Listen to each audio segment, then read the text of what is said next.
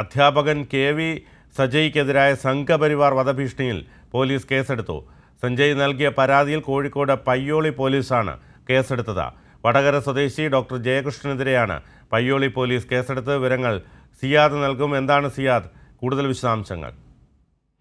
ബിനു, അധ്യാപകൻ കെ.വി. സജയ്ക്കെതിരെ സംഘപരിവാർ ഭീഷണിയിലാണ് പോലീസ് കേസെടുത്തിരിക്കുന്നത്. സജയ് നൽകിയ പരാതിയിൽ കോഴിക്കോട് പയ്യോളി പോലീസാണ് കേസെടുത്തിരിക്കുന്നത്. വടകര സ്വദേശിയായ ഡോക്ടർ ജയകൃഷ്ണനെതിരെയാണ് പയ്യോളി പോലീസ് കേസെടുത്തിരിക്കുന്നത്.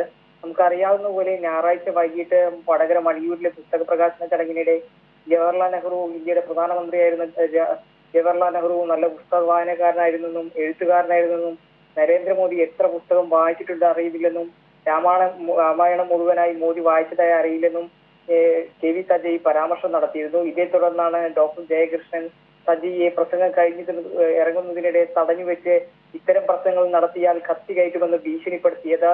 ഈ പ്രസ്താവനയെ തുടർന്ന് ഈ സംഘപരിവാറിന്റെ പ്രസ്താവനയെ തുടർന്ന് നിരവധി സംഘടനകൾ പ്രതിഷേധവുമായി രംഗത്തെത്തിയിരുന്നു. തുടർന്നാണ് കെ.വി. സജയ് ഇന്ന് വൈകുന്നേരം പോലീസിൽ പരാതി നൽകിയത്. തുടർന്നാണ് പോലീസ് കേസെടുത്തിരിക്കുന്നത്. ബിനു.